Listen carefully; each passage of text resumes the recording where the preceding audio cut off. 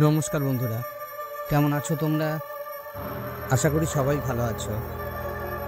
আজকে তোমাদের জন্য যে গল্পটি আমি শোনাতে এসেছি, নাম বকুলডাঙ্গা হল্ট। লেখক সৌরদীপ সৌমিত্র চৌধুরী।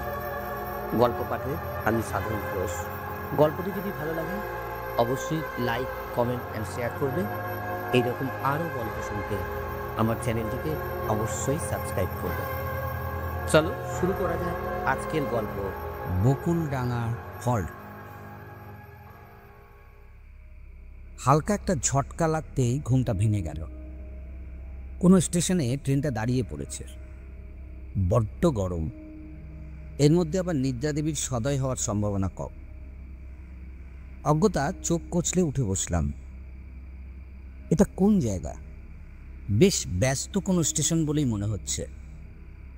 এত রাতেও ভিড় মোটামুটি ভালোই। টাইমটা দেখলাম মোবাইলে, রাত 1:05। গলাটা শুকিয়ে এসেছে, কিন্তু ব্যাগ থেকে বোতলটা বার করে দেখি তাতে আর এক বিন্দু জলও অবশিষ্ট নেই। জানালার ঠিক সামনেই পানীয় জলের একটা কল চোখে পড়ল। বোতলটা নিয়ে চটপট নেমে পড়লাম প্ল্যাটফর্মে। মনে হয় কিছুক্ষণ আগে এই অঞ্চলে বৃষ্টি হয়েছে। গোটা প্ল্যাটফর্ম এখনো জবজবে ভিজে। আরেকটু হলেই পাটা হড়কে যাচ্ছিল। সাবধানে টাল সামলে ট্রেন থেকে নামলাম। আকাশ এখনো গাঢ় কালো মেঘে ঢাকা। যে কোনো মুহূর্তে আবার আকাশ থেকে বৃষ্টিও নামতে পারে। যাই, তাড়াতাড়ি বোতলটা ভরে নেই। ধ্যাত, কল থেকে সুতোর মতো জল পড়ছে। সামান্য 2 লিটারের একখানা বোতল ভরতেই যেন পেরিয়ে যাচ্ছে এক যুগ সময়। কিন্তু বোতলটা ভরে পিছনে ঘুরতেই মাথায় বজ্রাঘাত পড়ল। ট্রেনটা স্টেশন ছেড়ে দিয়েছে একটু আগে। একটু একটু করে এগোতে শুরু করেছে। এক হাতে কোনো মতে বোতলটা সামলে দৌড় দিলাম ট্রেনের দিকে। তবে বাদ সারল বৃষ্টিস্নাত প্ল্যাটফর্ম। তাড়াতাড়ি ছুটতে গিয়ে পাটা গেল পিছলে। অতগুলো লোকের সামনে 2-3টে ডিগবাজি খেয়ে মাটিতে থুপড়ে পড়লাম। মাথাটা তুলে দেখি ট্রেনের শেষ বগির লাল আলোটা আমাকে ভেঙচি কেটে ক্রমশ রাস্তার অন্ধকারে মিলিয়ে যাচ্ছে। এ তো ভারী আতান্তরে পড়া গেল। ট্রেনে আমার সমস্ত লাগেজ পড়ে আছে। কি করি এখন? একবার স্টেশন মাস্টারের সঙ্গে কথা বলে দেখব। উফ, চত্বর সব উটকো আপদগুলো দেখছি আমারই কপালে এসে জোটে।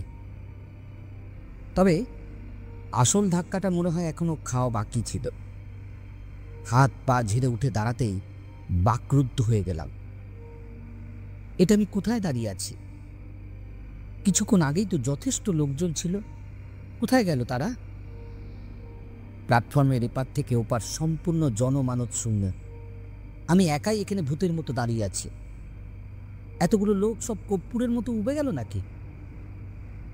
এছাড়াও আমার একটা জিনিস স্পষ্ট মনে আছে, স্টেশনে প্রায় 5-6টা প্ল্যাটফর্ম ছিল। এখন শুধুমাত্র 2টো, একটা আপলাইন আর একটা ডাউন। স্টেশন চত্বরের ঝলমলে টিউবলাইটগুলোও উধাও। এখন তার জায়গায় টিম টিম করে জ্বলছে ল্যাম্প পোস্টে টাঙানো কেরোসিনের বাতি। তাতে কাজের কাজ তো কিছুই হচ্ছে না, উল্টে সৃষ্টি হচ্ছে এক অদ্ভুতরে হলুদ আলো আধারে। এক নিমেষে আকাশের মেঘও সরে গেছে। এই আকাশ একদম পরিষ্কার। সেখানে আবার সুন্দর এক ফালি নীল চাঁদও উঠেছে। অমন উজ্জ্বল চাঁদ আমি জীবনে দেখিনি। ঠিক যেন কোনো অদৃশ্য পুরুষ এক বৃহৎ রূপালী ঘোড়ার থেকে পৃথিবীর বুকে জ্যোৎস্নার নির্মল ধারা ঢেলে চলেছে। সেই গলিত জ্যোৎস্না আকাশ থেকে ঝরে পড়ছে আমার গায়ে। শীতল চাঁদিনী ভিজিয়ে দিচ্ছে আমার সর্বাঙ্গ। ধপ করে একটা পাথরের বেঞ্চিতে শরীরটা এলিয়ে দিলাম। কি হলো ব্যাপারটা? মাটিতে পড়ে গিয়ে মাথায় চোট পেলাম বুঝি? এমন ধারা মতিভ্রম তো হওয়ার কথা নয়। সদ্য ভরা বোতলটা থেকে জল নিয়ে চোখে মুখে ছেটালাম। না, সব ঠিকই দেখছি। আমার চোখের সামনেই অন্ধকারাচ্ছন্ন 2 নম্বর প্ল্যাটফর্মটা একাকী পড়ে আছে।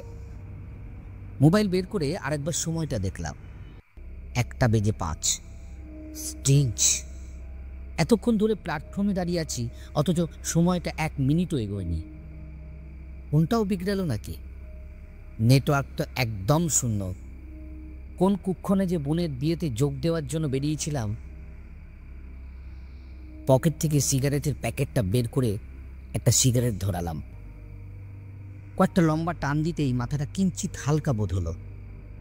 বেঞ্চে মাথাটা হেলিয়ে নিজের পরবর্তী পদক্ষেপ কী হবে সেটা নিয়ে চিন্তাভাবনা করছিলাম। ঠিক তখনই ট্রেনের হর্নের চমক ভাঙল। কেমন অদ্ভুত এই হর্নের ধ্বনি, ঠিক যেন শীষ দেওয়ার মতো এক তীক্ষ্ণ আওয়াজ। দূরে ইঞ্জিনের আলো দেখতে পাচ্ছি। কাছে এলো ট্রেনটা, একটা মালগাড়ি। কিন্তু ইঞ্জিনটা কীরকম? ডিজেল বা ইলেকট্রিক ইঞ্জিন তো নয়, এটা তো সেই আদ্যিকালের স্টিম লোকোমোটিভ। এই রুটে যে আজও স্টিম ইঞ্জিন চলে তা তো জানতাম না। এক রাস কুচকুচে কালো ধোঁয়া এবং কয়লার মিহি গুঁড়ো ছড়িয়ে আমাকে পিছনে ফেলে এগিয়ে গেল ইঞ্জিনটা। মিনিট পাঁচেক দাঁড়িয়ে কয়লা বোঝাই করা মালগাড়িটা আবার ঘটাং ঘটাং শব্দ তুলে স্টেশন থেকে বিদায় নিল। না, এভাবে নিশ্চেষ্ট হয়ে বসে থাকলে চলবে না। একবার স্টেশন মাস্টারের সাথে কথা বলতেই হবে। মনে হচ্ছে সবাই অচেনা, যেন কালচক্রের কোনো গুপ্ত চোরাপথ ধরে আমি এসে পড়েছি 70-80 বছর আগেকার সময়ে। বেঞ্চি ছেড়ে উঠতে যাব, তখনই প্ল্যাটফর্মের অপর প্রান্ত থেকে একটা ক্ষীণ সবুজ আলো চোখে পড়ল।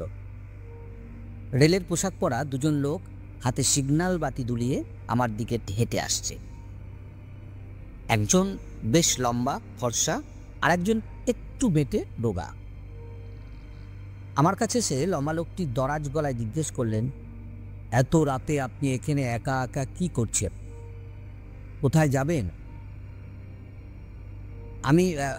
আমি ট্রেন মিস করেছি। স্টেশন মাস্টারের ঘরটা একটু দেখিয়ে দেবেন? আমি এখানকার স্টেশন মাস্টার, সমরেশ দত্ত। ভদ্রলোক নমস্কার করলেন। আর এ হলো এখানকার পয়েন্টসম্যান মনোহর। আজ রাতে শেষ মালগাড়িটা পাস করিয়ে আমরা কোয়ার্টারে ফিরছি। আমিও দুজনকে প্রতি নমস্কার করে জিজ্ঞেস করলাম, আচ্ছা, এখানে কি বৈদ্যুতিক আলো নেই? স্টেশনের ল্যাম্পপোস্টে কেরোসিনের বাতি? আপনাদের হাতেও তো লণ্ঠন। দুজনে হতভম্বের মতো একবার নিজেদের মধ্যে মুখ চাওয়াচাই করল। কি বললেন আগে? বৈদ্যুতিক আলো? বলেন কি বাবু? খানিকক্ষণ চুপ করে থেকে পয়েন্টসম্যান মনোহর নিচু গলায় বলল, বৃষ্টি পড়লে আকাশে বিদ্যুৎ চমকায় বলে জানতাম, কিন্তু মেঘের বিদ্যুৎ দিয়ে লণ্ঠন জ্বালানো যায় এমন পাগলের প্রলাপ তো উসমিল কালেও শুনিনি। আমি বুঝেছি আপনি কি বলতে চাইছেন। মাঝখানে ফোরন কাটতেন সমরেশবাবু। আপাতত ওইসব বিলাসিতা বড় বড় শহর পর্যন্তই এসেছে, কিন্তু এই এদো গ্রাম অঞ্চলে বৈদ্যুতিক আলো আশা করাটা চরম মূর্খামি বটে। নিজেকে একাধারে পাগল আর মূর্খ বললে কার আর মাথা ঠিক থাকে? আমারও গা পিত্তি জ্বলে উঠল।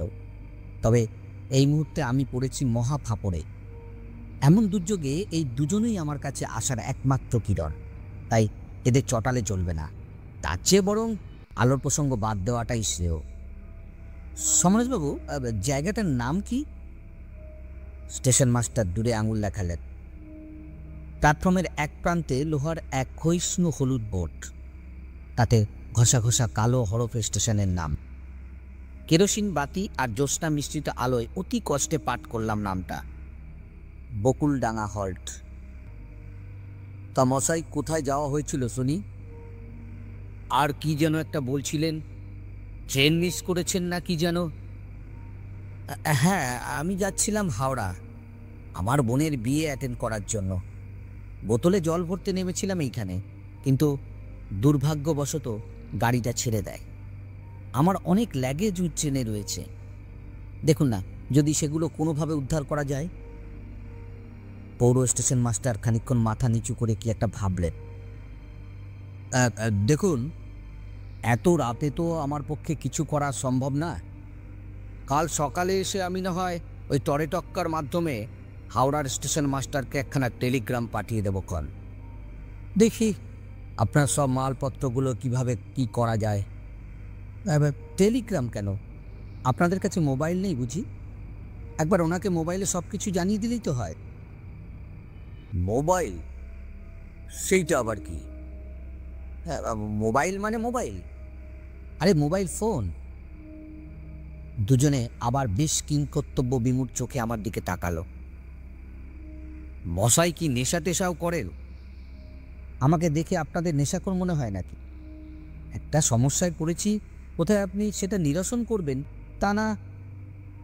বুঝেছি, চিন্তা নেই। আজ রাতটা আপনি আমার ঘরেই কাটিয়ে দিন। ওখানে গ্যাংম্যান হরিয়া আছে, ভারী মজার মানুষ। ভোরের আলো ফুটতে আর বড়জোর ৩-৪ ঘন্টা বাকি। এইটুকু সময় দিব্যি হরিয়ার সঙ্গে গল্প করে কাটিয়ে দিই। তারপর সকালে আমি এসে কিছু একটা ব্যবস্থা করছি। প্ল্যাটফর্মে মুখ থুবড়ে পড়ে যাওয়ার পর চোখের সামনের সমস্ত দৃশ্য এক লহমায় পাল্টে গেছে। এই কথাটা আর স্টেশন মাস্টারের কাছে ভাঙলাম না। বৈদ্যুতিক আলো আর মোবাইল ফোনের কথা শুনে এরা আমার মানসিক ভারসাম্য সম্পর্কে ইতিমধ্যেই যথেষ্ট সন্দিহান হয়ে পড়েছে। এরপর এইসব গল্প টল্প শুনলে এরা দুজন মিলে নির্ঘাত আমাকে কোনো রাঁচিগামী ট্রেনে তুলে দেবে। আরে কি হলো মশাই, কি এত আকাশ কুসুম ভাবছেন? আসুন আমার সঙ্গে, রাতটা আমার ঘরেই কাটাবেন। তালি দেওয়া ছিমছাম ছোট্ট ঘর, কোনায় একজন লোক আপাদমস্তক চাদর মুড়ি দিয়ে বসে আছে। কুলুঙ্গির উপর মিটমিট করে জ্বলতে থাকা কুপির আলোয় মুখটা ঠিক স্পষ্ট বোঝা যাচ্ছে না। হরিয়া, সমরেশবাবু ওকে উদ্দেশ্য করে হাত পারলেন। বাবু সাহেব আজ রাতে ইয়াহি রুকেঙ্গে, ইনকা ধ্যান রাখনা। চাদর মুড়ি দেওয়া লোকটা ইতিবাচক মাথা নাড়ল। সমরেশবাবু আর মনোহর বিদায় নিলেন। আমিও ঘরের এক পাশে রাখা কাঠের প্যাটরার উপর বেশ গুছিয়ে বসলাম। বাবু কি কোনো ঝামেলায় পড়েছে? হরিয়ার গলা শুনে বুকটা ছ্যাঁত করে উঠল। এমন কর্কশ স্বর জীবনে কখনো শুনিনি, যেন আস্ত একখানে স্টিম ইঞ্জিন গলায় পুড়ে রেখেছে। বললেন না তো বাবু, কোনো ঝামেলা হয়েছে কি? খানিক ইতস্তত করে ওকে সমস্ত ঘটনা প্রথম থেকে খুলে বললাম। কিছুক্ষণ চুপ করে থেকে হরিয়া বলল, আপনি চিন্তা করবেন না, স্টেশন বাবু বহুত কাম কাদমি আছে, কিছু একটা উপায় জরুর বের করবেন। কথায় কথায় জানলাম হরিয়ার ভিটে বিহারের পূর্ণিয়া জেলায়। পেটের দায়ে ২০ বছর পূর্বেই এসেছিল এই বঙ্গদেশে। স্ত্রী এবং ৩ ছেলে মেয়ে আজও পূর্ণিয়াতেই থাকে। বছরে একবার করে হরিয়া নিজের গ্রামে যায়।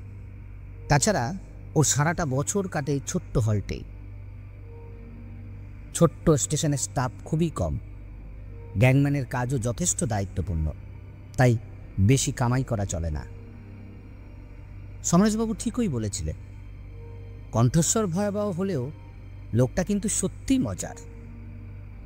এতদিনে হিন্দি মেশানো ভাঙাচোরা বাংলা বলতেও শিখে গেছে হরিয়া। আপাত দৃষ্টিতে হরিয়াকে দেখে মোটামুটি বিশ্বাসী বলে মনে হলো। আসল কথাগুলো কি একে বলা চলে? বলে দেখব একবার, তারপর যা থাকে কপালে। আচ্ছা হরিয়া, একখানা কথা তোমাকে বলতে চাই। কথা দাও স্টেশন বাবু বা মনোহরকে একথা বলবে না। কৌন সা বাত বাবু? সব কিছু বললাম, পা পিছলে পড়ে যাওয়ার পর থেকে যা যা ঘটেছে সব। হরিয়া নীরবে পুরোটা শুনল। অন্ধকারে মুখটা পরিষ্কার ঠাহর না হলেও কুপিবাতির ম্লান আলোয় বুঝলাম লোকটা ঠোঁট বেঁকিয়ে অল্প হাসল। ইয়ে বকুলডাঙ্গা হল্ট হ্যাঁ বাবু, ইহা এমন আরো বহুত জিনিস দেখতে পাবেন। দেখছেন না, এই রাতে হরিয়া মাহাতো ছাড়া স্টেশনে এক भी आदमी नहीं, एक भिखारी तक नहीं।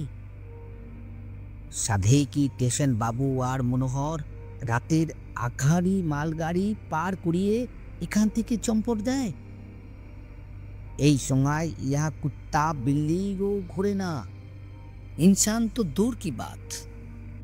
কেন, কোনো ভয় টয় আছে নাকি? ভয়? হ্যাঁ, ভয়ই বলতে পারে। পहिले এটা একটা আম স্টেশনের মতো ছিল, কিন্তু একটা দুর্ঘটনার পর থেকে এই স্টেশনে সব কুছ বদলে যায় বাবू। কিরকম দুর্ঘটনা?